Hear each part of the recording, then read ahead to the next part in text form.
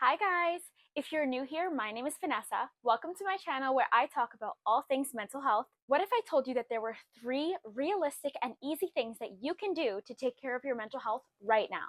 If you haven't watched my last video on signs that you're ignoring your mental health, go ahead and watch that now so that you know exactly what you should be looking out for, and then come back and see some tips on what you should do to improve. Everyone says if you want to take care of your mental health, do these things: meditate, exercise, journal. And while all those things are amazing and absolutely will help, a lot of the time they're not realistic. We're all living real lives. Sometimes we don't have time to journal because we're trying to get sleep, we're trying to see people, we're trying to go to work, and we're running this automated life that we don't have the time to journal.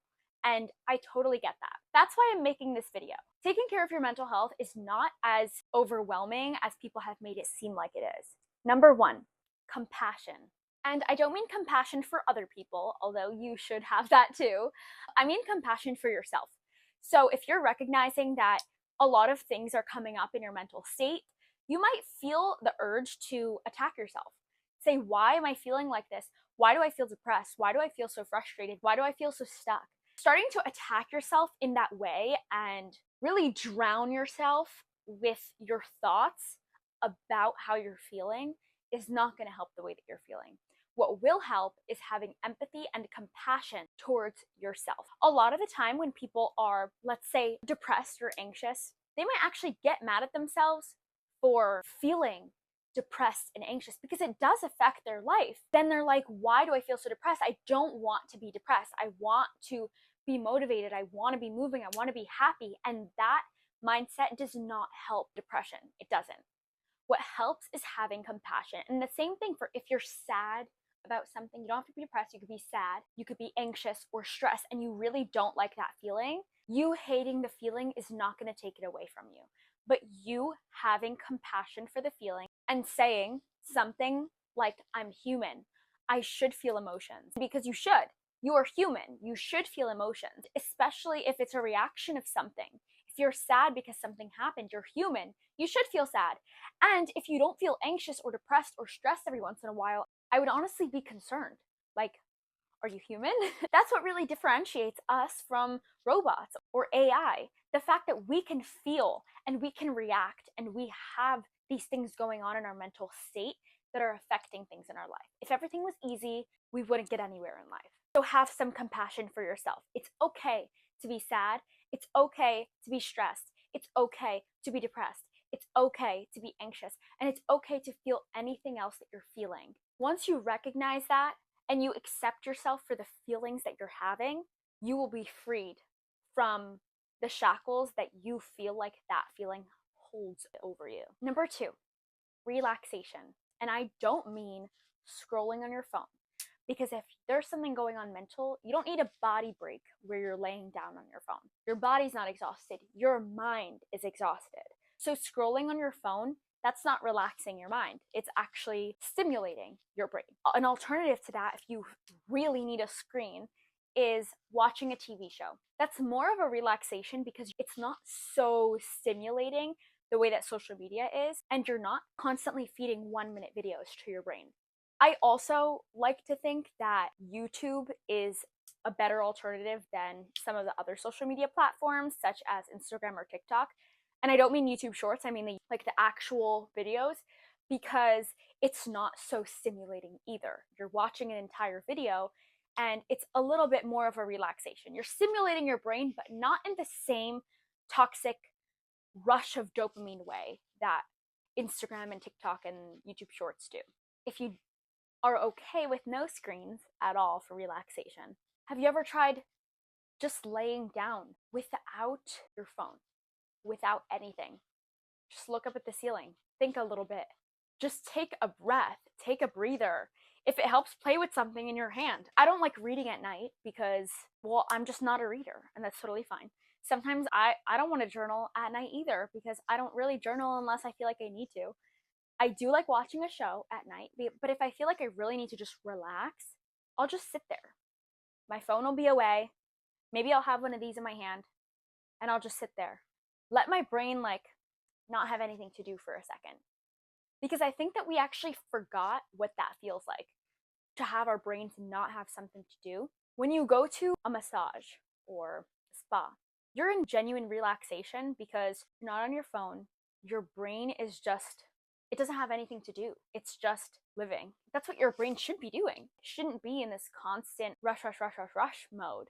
And so if you have the time, try genuine, actual relaxation. Relax your mind because your mind needs it. And if you're scared of your mind wandering and what happens when your brain has too much time to think, which people with anxiety might feel, or even depression, they don't want their mind to rest because they're afraid of what might come up. That's where journaling would come in. But I told you I wouldn't recommend journaling in this video, although it's great. But if you're scared of the thoughts, you should journal. Number 3, and my favorite thing to do for your mental health, is gratitude. Everyone says this, practice gratitude, practice gratitude. You see it everywhere. You see signs that say practice gratitude. That really doesn't do anything. Those signs, they don't do anything because they're not telling you anything else. How do you practice gratitude? What is gratitude? Why am I practicing gratitude? No one knows those things. There's just signs that say practice gratitude, be grateful. I am grateful, but what else? So I'm going to tell you what else. Gratitude is when you're knowingly thankful and grateful for something in your life. We're grateful for things all the time. We all know that we're grateful for our food and our water and your phone or laptop or TV that you're watching this video on. Yes, you're grateful for that, but you don't actually say that all the time. And so why this has become more of a common thing right now is because when your brain is wired to think negatively all the time, that's the habit that it gets into. It thinks of this sucks, this sucks, this sucks. Why does this always happen to me? Why don't I have any luck? Blah, blah, blah. If that sounds familiar to you, what's happening there is that your brain is wired to think negatively. You're literally thinking of the worst in everything. What practicing gratitude does is shift that habit in your head towards thinking positively. And it's a simple thing that you're going to do. Ideally, I want to ask you to write down 3 things you're grateful for every day. That's the ideal thing. You can do it in a journal, you can do it on your phone, but of course, we live real lives, and the life that we live is not always ideal. So I'm not going to ask you to write it down. You can. From a realistic perspective, to practice gratitude, I want you to just think it in your head. You can do it right now if you want. Think of 3 things that you're grateful for right now. Go.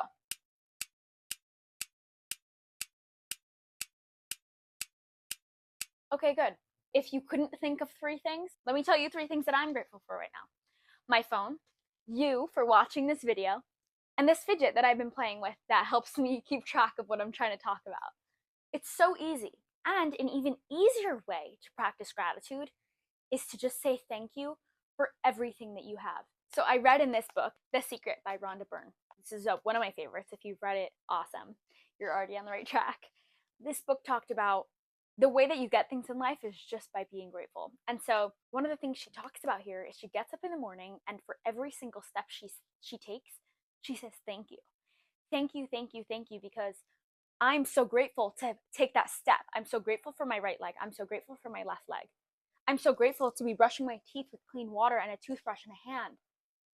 I'm so grateful to be drinking clean water from my water bottle that I'm able to purchase, and my mouth that's able to drink, my body that's able to digest. Every single thing. You can be grateful for everything, and that's how easy it is. Who are you thanking? Yourself, the world, God, your higher power, whatever it is.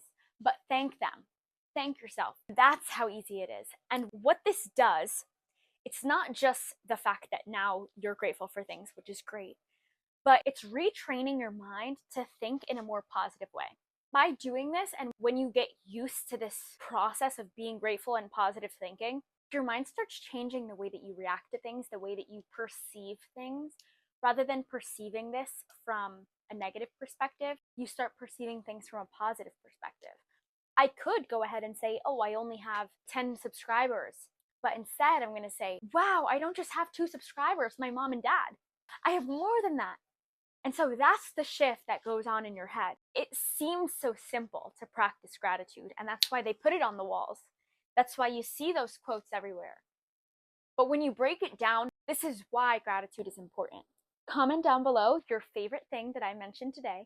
Next week's video is going to be on 3 easy things that you can do to boost your self-esteem and confidence levels. If you like what I'm talking about, give this video a thumbs up so I can keep talking. Subscribe to me for more videos on mental health and anything else that you want to hear. Finally, there's a notification button down below. If you click that, you'll get notifications every single time I post.